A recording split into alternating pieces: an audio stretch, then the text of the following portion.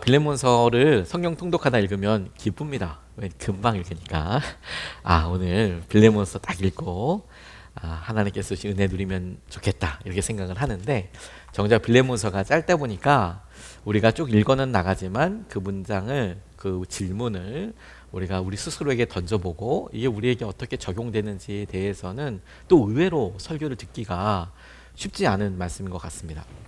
그래서 우리 4주 동안에 하나님께서 이 빌레몬이라는 사람에게 허락하신 하나님의 기회에 대해서, 그리고 우리가 앞으로 읽어가면서 살펴보게 될 오네시모에 대해서, 그를 소개하고 있는 바울에 대해서, 이 모든 일을 통해서 드러나는 하나님의 마음에 대해서 우리가 한 4주 동안 차근차근 질문하면 좋겠습니다.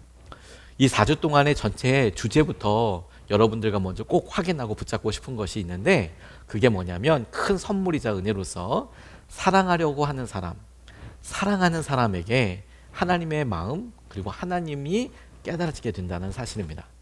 사랑하는 사람, 사랑하려고 하는 사람에게 하나님이 알게 되고, 하나님을 알게 되고, 하나님의 마음이 깨달아지게 되더라.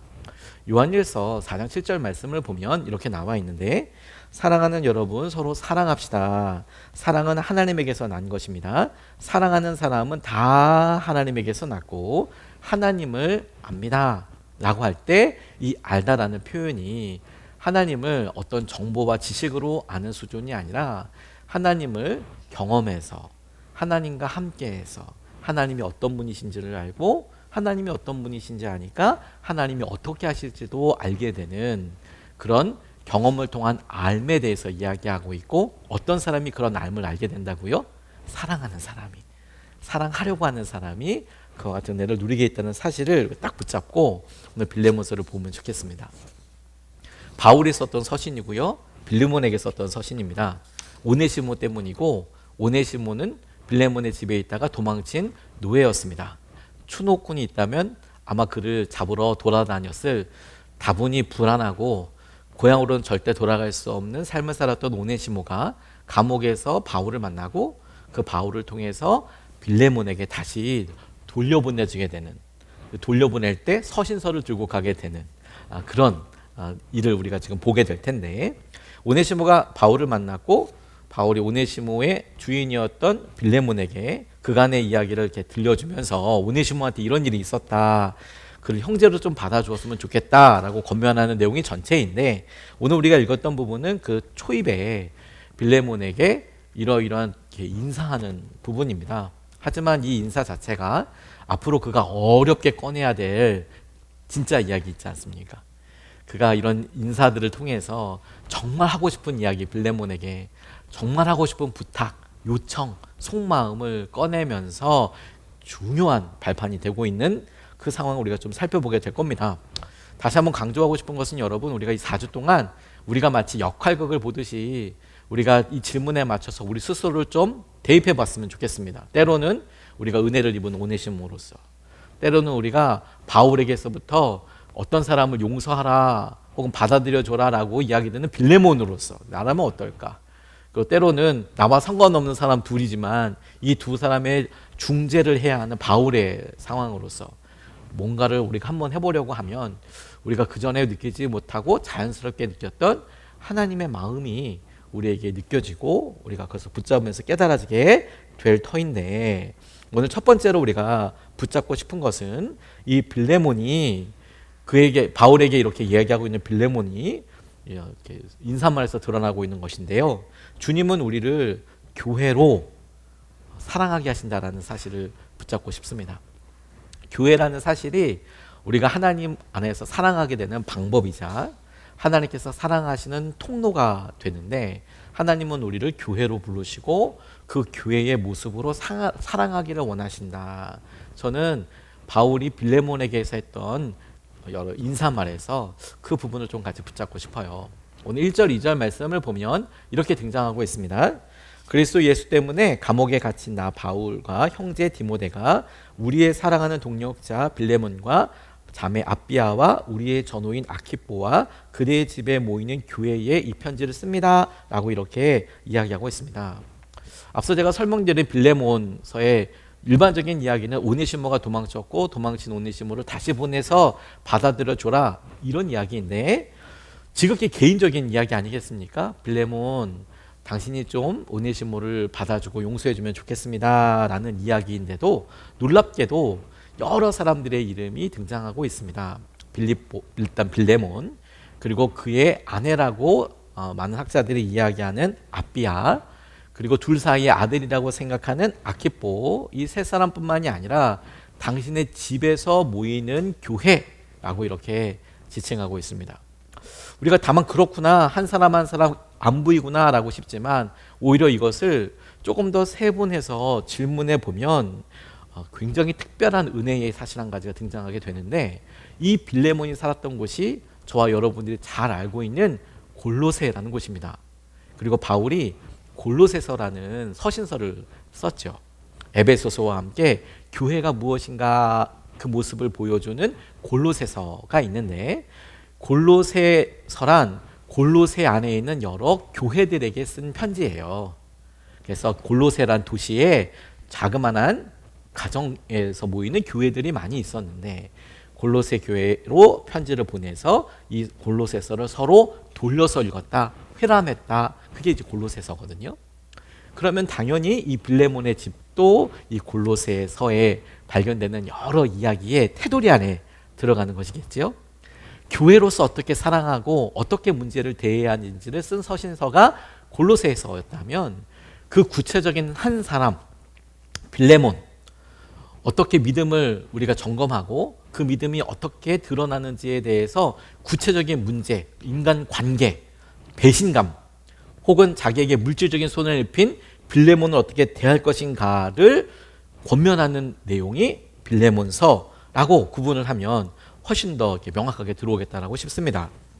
저는 여러분 이 상황을 가만히 보면서 이 인사말에 빌레몬과 아키포와 아비아와 그 가정에 모인 교회라고 소개되는 부분이 그렇구나가 아니라 오히려 그런 장면을 가만히 생각해보고 골로새에 있던 교회들이라고 생각해보면 오히려 이 내용이 소수이지만 그 공동체에 쓰여진, 다시 말해서 단위가 바울이 빌레몬이 오네시모와 겪었던 1대1의 이야기로만 표현하는 게 아니라 분명히 1대1의 주종 관계, 도망친 노예를 용서하는 것과 관련된 빌레몬에게 허락되는 말인 것 같지만 이미 이 안에 전제가 있습니다.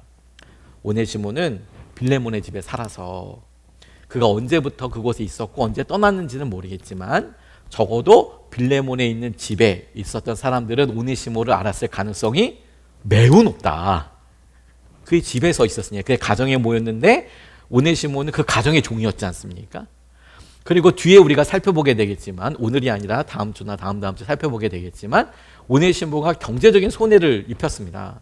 그렇다면 그와 같은 내용들도 빌레몬뿐만이 아니라 빌레몬의 가정에 모이는 그 교회의 사람들도 다 알았겠죠. 왜냐하면 당시에 노예는 일종의 어떤 재산과다 같은 느낌이었고 그가 자기 혼자 도망친 게 아니라 그 집에 어떤 막대한 재정적인 손해를 입혔을 거라고 추측이 되는데 액수는 나와 있지 않습니다. 그걸 가지고 도망가 버렸으니까. 그러니까 그곳에 있던 사람도 얼마나 황당하겠어요. 그와 같은 내용을 빌레몬뿐만이 아니라 빌레몬의 집에서 모이는 교회 사람들은 오네시모가 그 집의 종이었기 때문에 이와 같은 상황을 잘 알고 있었을 뿐만 아니라 이 일과 직간접적으로 연결되어 있는 사람들이 오늘 이 서신서의 대상자였다는 겁니다. 그러니까 빌레몬은 개인으로서 이와 같은 일을 하라고 요청을 받을 뿐만 아니라 교회로서 내가 이곳에 나만 용서하면 되지가 아니라 이미 내가 오네시모 떠나서 이렇게 힘들어요, 어려워요, 이런 일이 있었어요. 너도 당신 오네시모 알지요? 그가 이렇게 했어요.부터 시작해서 그가 떠나고 난 다음에도 그곳에서 모일 때마다 혹시라도 오네시모에 대한 이야기를 했을 수도 있지 않겠습니까? 물론 상상이긴 하지만 뭐 같이 나누는 중에 주님은 용서하셨지만 나는 오네시모 용서 안 돼요. 이렇게 그 소그룹이나 모임에서 나누었을 법한 내용의 어떤 전제들이 거기 안에 있습니다. 그럼에도 불구하고 빌레몬은 자기의 집을 교회의 모임 공간으로 줄 정도로, 교회로 내어줄 정도로 믿음이 좋았던 것으로 보입니다. 오네시모 이야기를 들어보면 아마도 빌레몬은 큰 어려움을 겪었을 텐데 재산에 불이익을 끼치고 도망쳤음에도 불구하고 이제 오네시모를 다시 마주하고 있는 건 아니겠습니까? 근데 이런 과정을 처음서부터 그 중간을 통과하면서 시간을 지나게 되면 안타깝지만 많은 믿음의 사람들이 보이는 일반적인 반응이 뭐냐? 떨어져 나가는 거예요.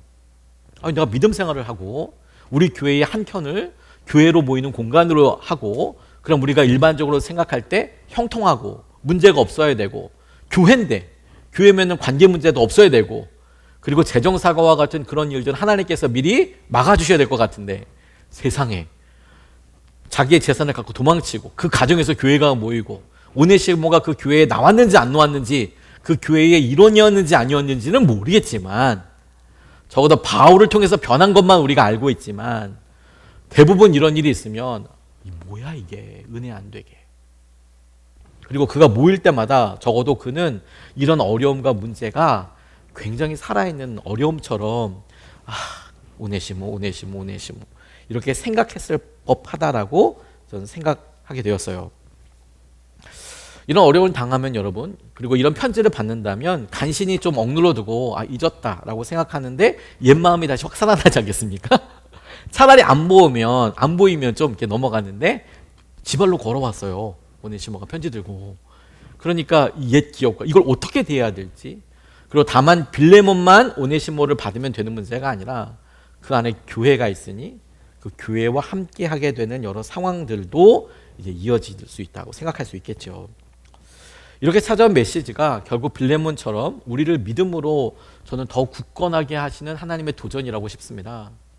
왜냐하면 여러분 우리가 믿음 생활을 생각하게 될 때 교회 우리가 예수님을 믿는다라는 복음을 빼고 우리 스스로 뭘 하라고 얘기하면 이미 안 만날 사람도 너무 많지 않습니까?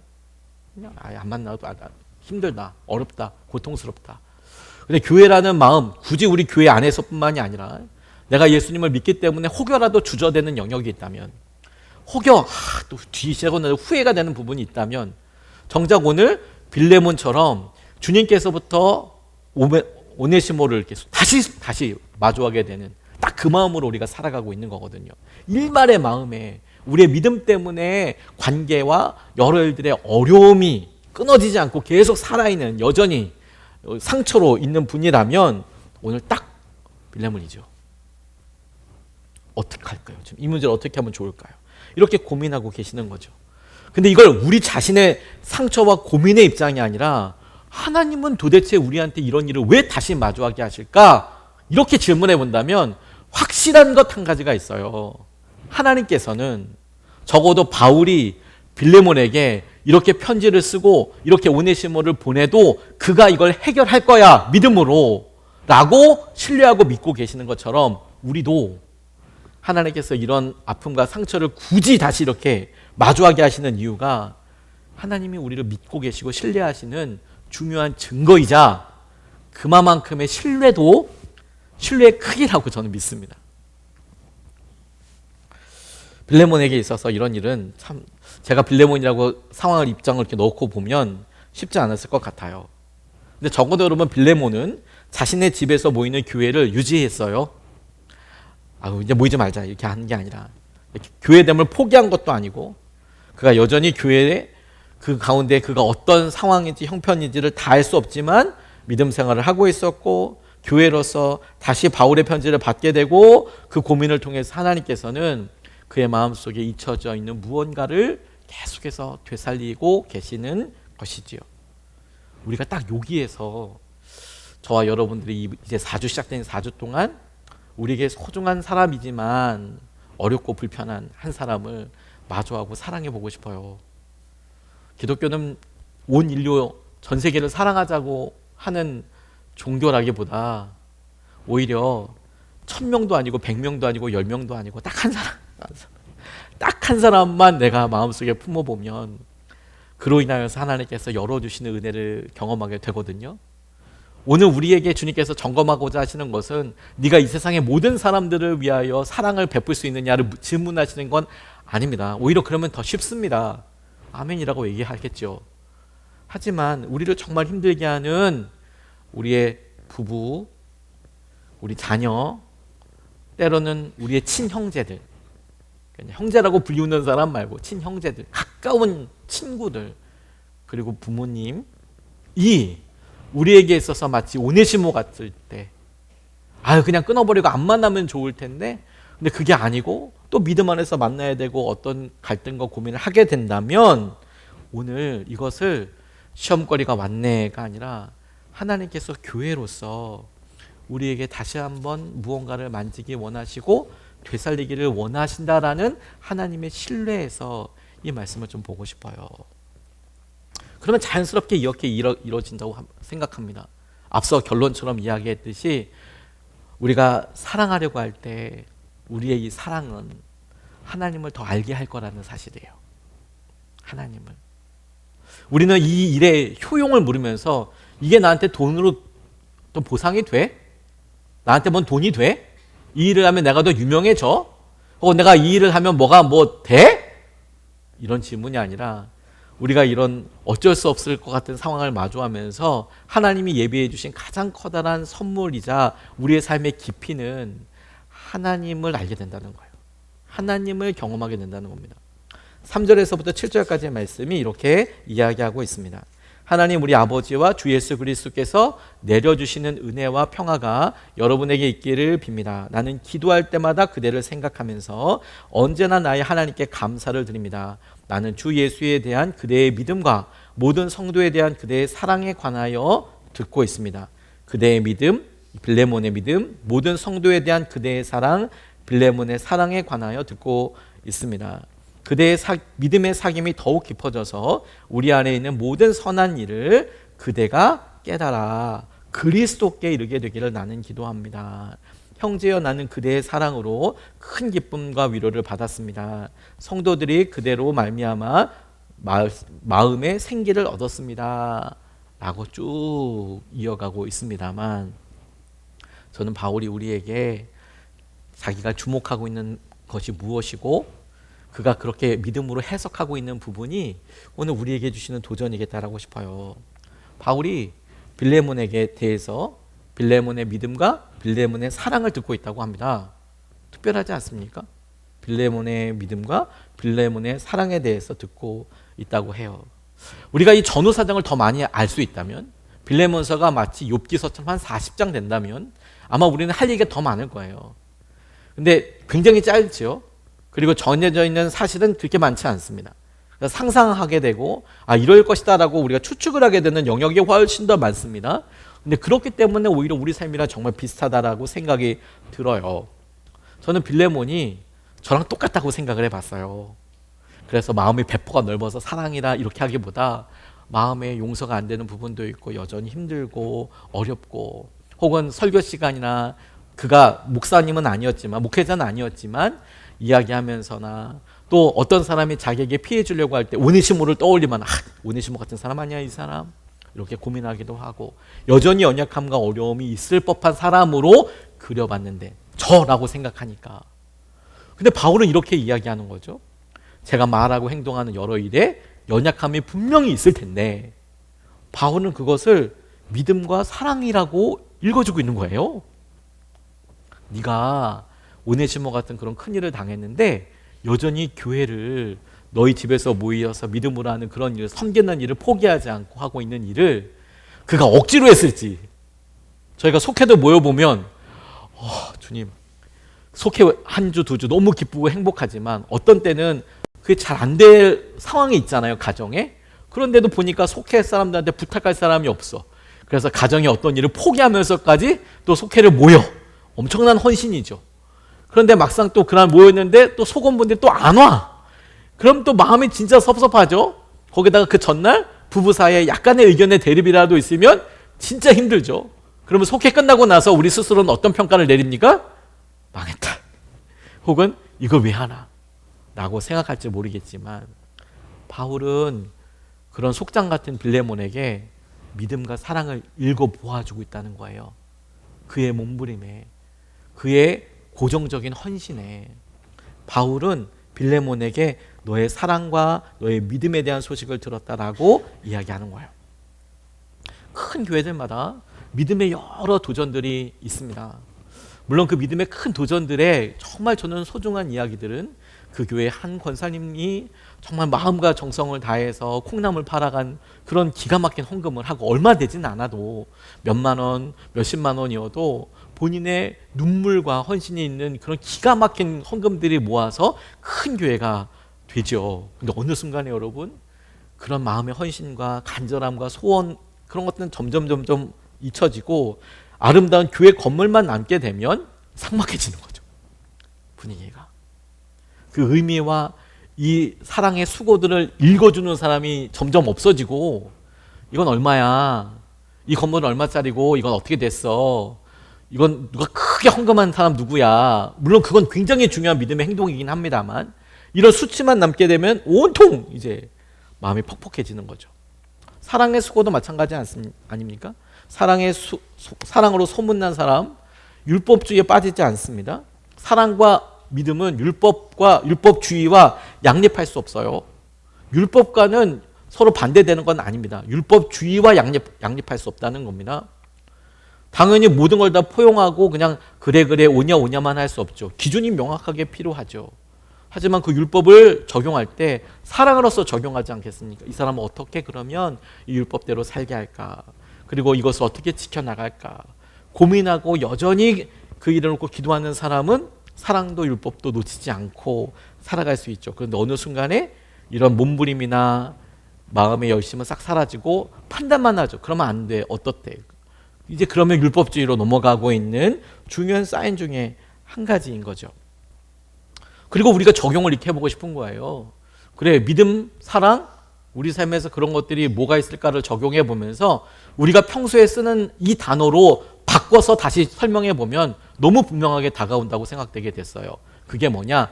의미. 무슨 말이냐? 어느 순간에 우리가 처음에 직장에 취직할 때만 해도 이게 내 첫 직장이야. 그것에 대한 의미가 생기죠. 이직을 하거나 이사를 하더라도 와, 당신과 내가 처음으로 살았던 집이야. 혹은 우리 아이를 위해서 내가 첫 번째로 이런 일을 했어. 이게 다 의미지 않습니까? 근데 믿음과 사랑과 의미들이 이렇게 있는데 어느 순간에 그 의미의 무게들을 우리가 싹 잊어버리는 거예요.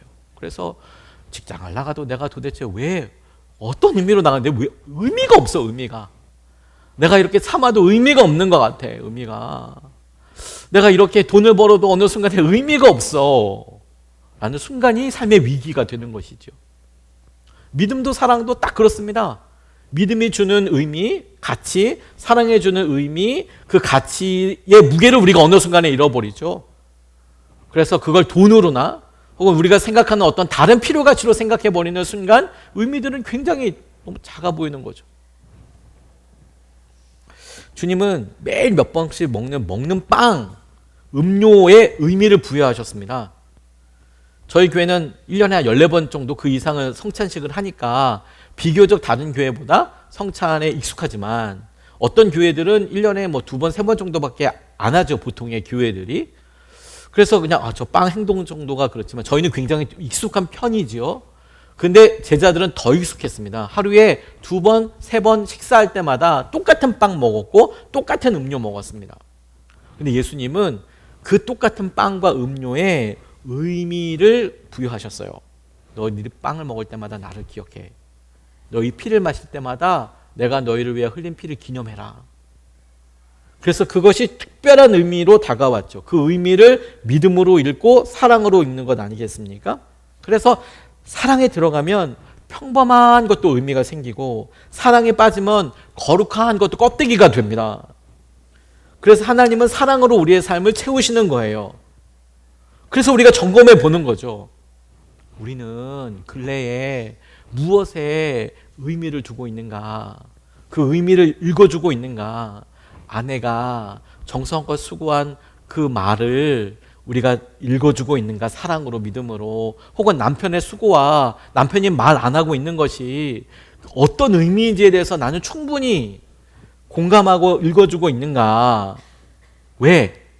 바울이 빌레몬이 오네시모를 통해서 했었던 여러 일들이 따져보고, 야, 너의 행동에서 이거는 좋은 점, 믿음의 점, 이거는 사랑의 것, 야, 넌 좀 이건 좀 참아야 되겠다.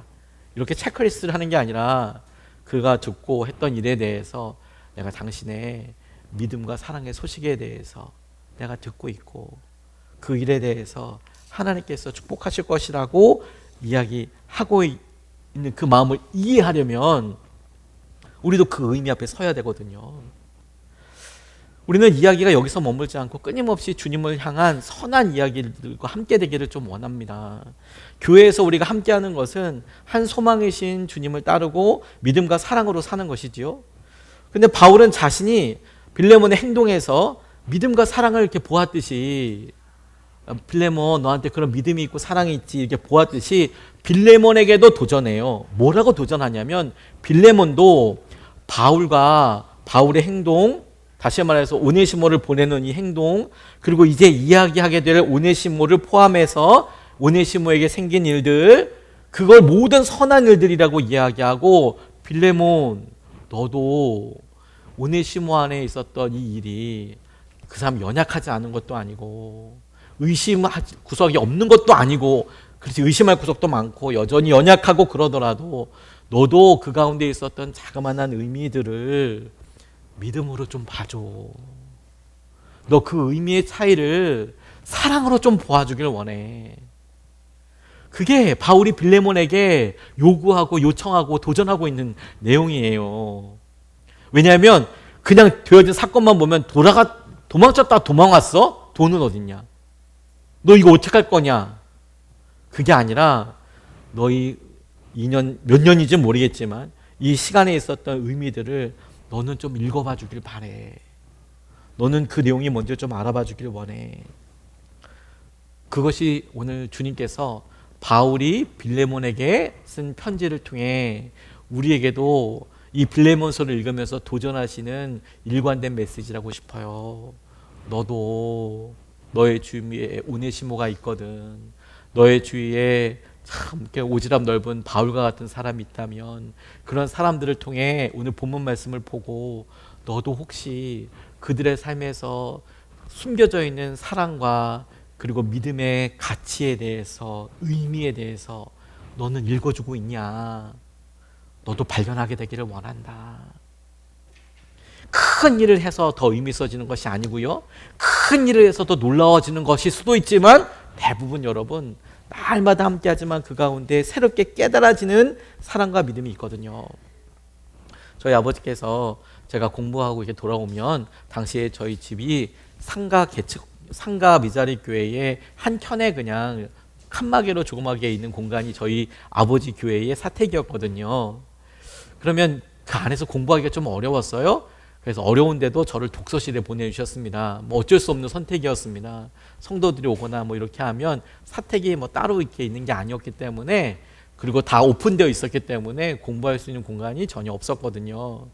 그런데 지금 생각해 보면 제가 고3 때 공부하고 이렇게 들어가 보면 1시 반 뭐 이렇게 늦게 들어가게 되지 않습니까? 저희 아버지께서 항상 요플레를 저한테 주셨어요. 요플레.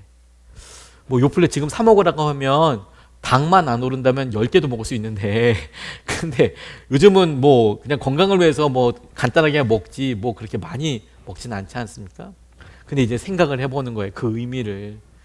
우리 아버지 저한테 말씀 한마디도 안 하시고 그렇게 있었지만 독서실 갔다 오면 아무 소리 안 하고 요플레 하나 이렇게 쓱 내밀고 들어가서 주무셨어요. 그러면 그거 밤에 이렇게 먹고 뭐 저를 뭐 살찌워서 뭐 잡아먹을 생각은 아니셨을 거 아니에요? 왜 저러셨을까? 왜 그러셨을까라는 의미를 이제사 제 자녀들이 그 나이를 통과하고 나니 그 마음의 애틋함이나 생각들이 이제사 읽혀지는 거죠. 읽혀지는 거죠. 큰일이 아닌데 그 자그마한 의미와 상황들이 어느 순간에 가리워졌다가 읽혀지는 것이죠.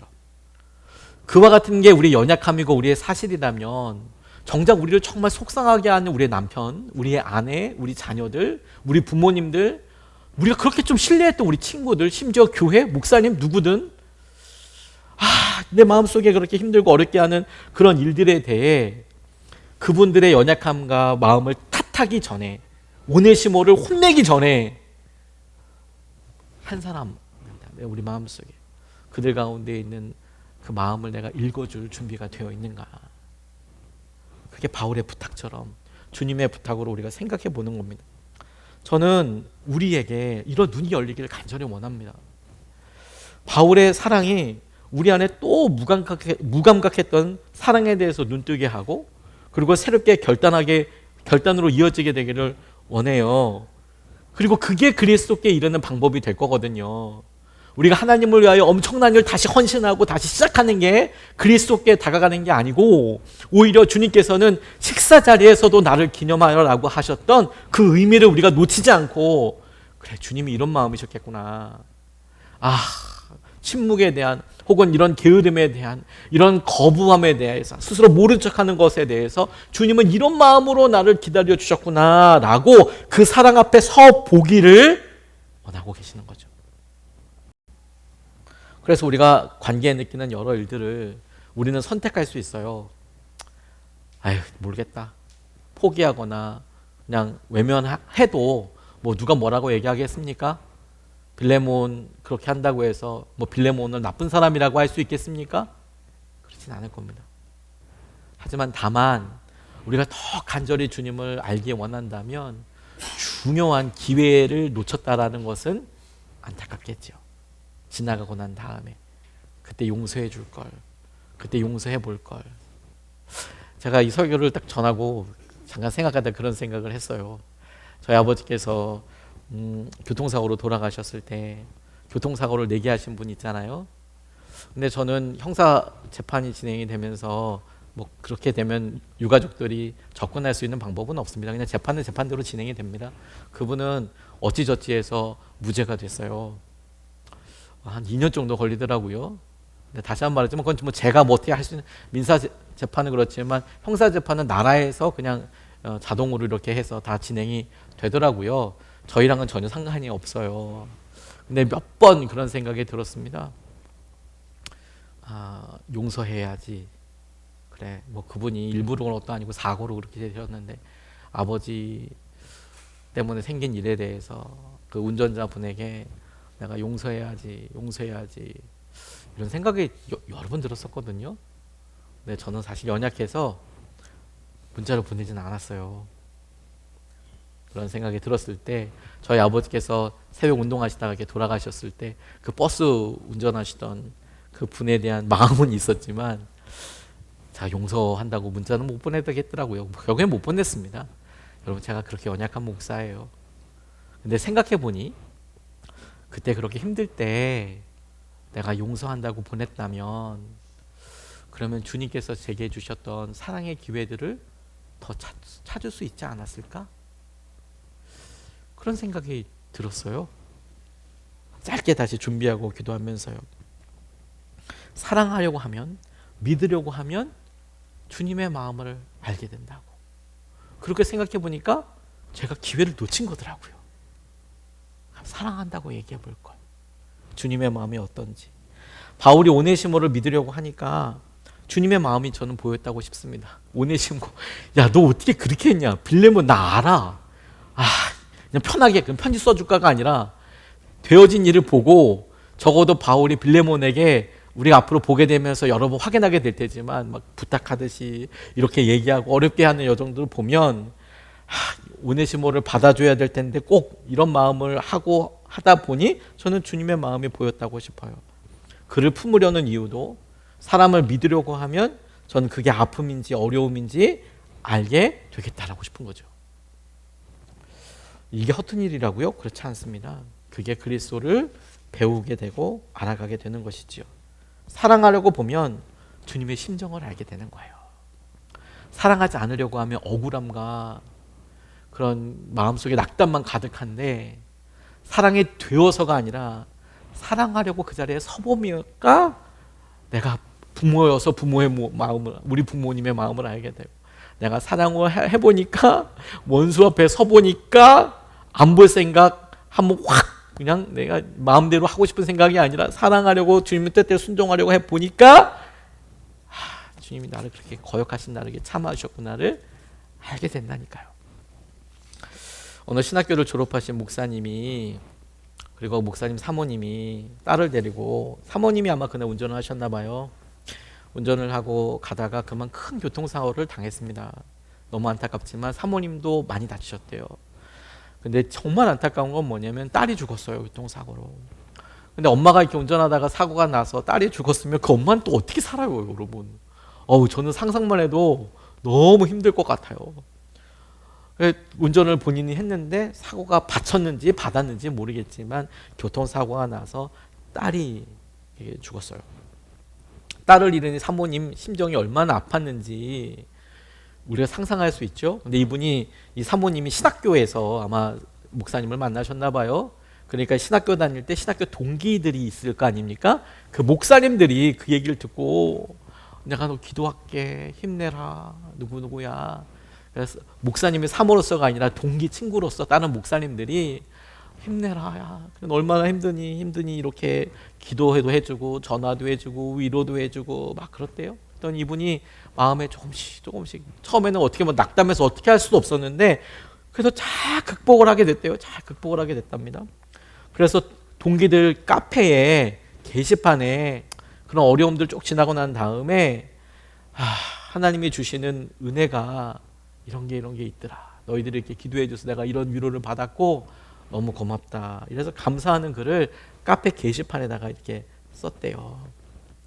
그랬더니 그 분을 위해서 기도했던 여러 다른 동기 목사님들도 그 글 때문에 참 위로를 받았고 얘가 딸을 잃고 나서 너무 낙담하고 힘들었는데 그래도 이렇게 일어났구나 은혜를 받았대요. 그런데 그 사모님 글에 그 사모님과 같은 동기였던 한 목사님께서 내가 너희들 기도해서 이렇게 일어났고 내 딸에 대한 이야기를 이렇게 했어. 하지만 감사할 부분이 있다는 것도 알았다는 글을 이렇게 올렸는데 그 동기 목사님 한 분이 댓글을 이렇게 달았답니다. 근데 그 목사님도 한 1년 반, 2년 전쯤에 사랑하는 딸을 잃었던 거예요. 교통사고인지 어떤지 모르겠지만 그 딸을 잃은 상태였는데 자기 동기였던 그 사모님이 교통사고로 딸을 잃었다고 하고 그렇게 슬퍼하는 내용들을 쭉 보니까 자기도 그 카페에 들어가서 글을 보니 자기의 지난 딸이 생각이 나더라는 거예요. 근데 이분이 이렇게 댓글을 달았습니다. 너의 소식을 듣고 내 마음이 왜 이리도 찢기웠는지 남몰래 흐르는 내 눈물이 내 심장 속에 고인 듯하다. 딸이 죽은 지 1년 반 뒤쯤인 듯하다. 새벽 기도의 시간에 갑자기 죽은 딸이 생각나는데 한없이 울었었다. 그날은 종일 울었고 그 주간은 매일 울었었다. 그때 하나님은 나에게 이렇게 물으셨단다. 승호야, 괴롭지? 잊혀지지 않지? 예, 하나님 잊혀지지 않아요.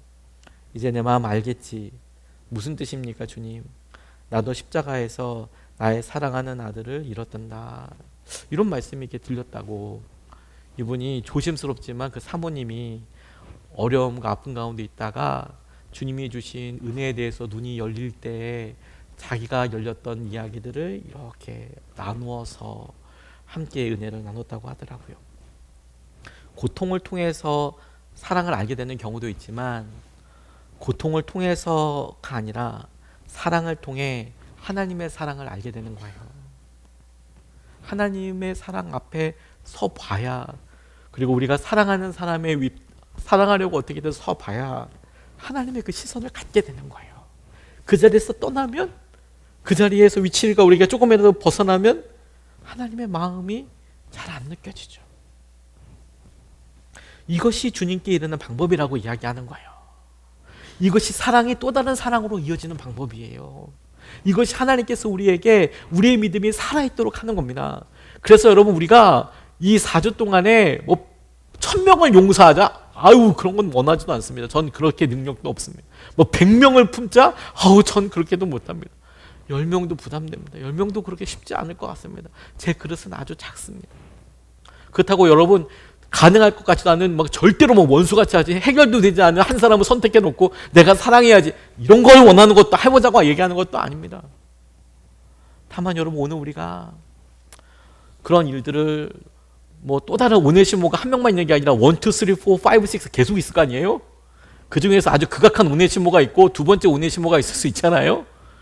극악한 오네시모는 일단 가로하고 라도 그 오네시모 때문에 우리 딸들, 우리 아들들, 우리 부모님들한테 우리가 사랑하고자 하는 마음이 말랐다면 그건 우리 문제 아닙니까? 그건 우리 문제예요. 그건 우리 문제예요. 우리가 그런 상처를 받아서 여러분, 빌레몬이 오네시모 떠났죠. 아프죠. 안 아프다고 얘기하는 게 아니에요. 근데 떠났으니까 아이 교회 안 해. 모이지 마. 교회 모이지 마. 우리 마음속에 어느 순간에 이런 사랑의 배신감을 이렇게 팍 받으면 개점 휴업 상태가 돼요. 안 해. 안 해. 에이 안 해. 교회 모이지 마.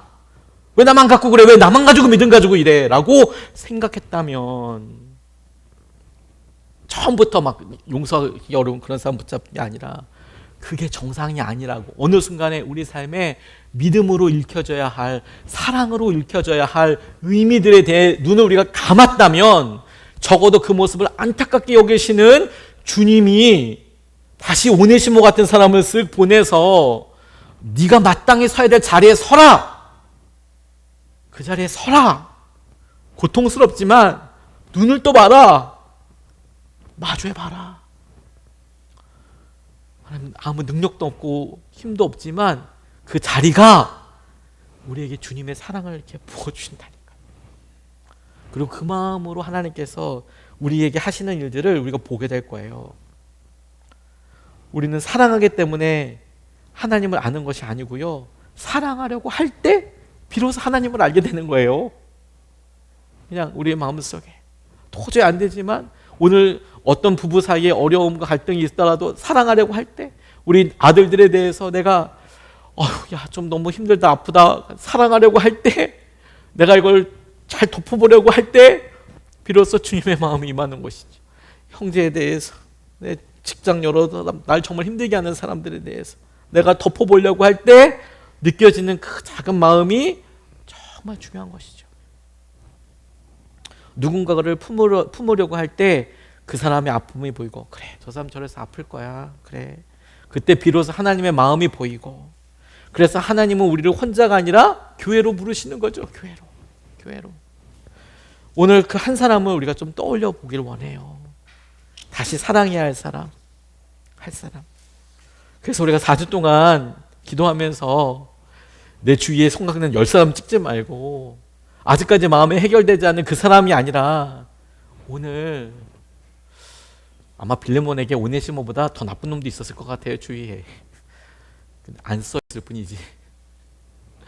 하지만 우리에게 주님이 허락하셨다고 생각하는 오네시모가 있으면 오늘 그를 통해 하나님께서 하신 은혜와 마음을 누리는 것이죠. 사랑의 마중물처럼 우리가 그 마중물에 조금 우리의 마음을 쏟았더니 하나님이 그걸 통해서 온 마을이 다, 온 가족이 다 행복하게 흘러넘칠 수 있는 사랑을 우리에게 이렇게 부어주실 거예요.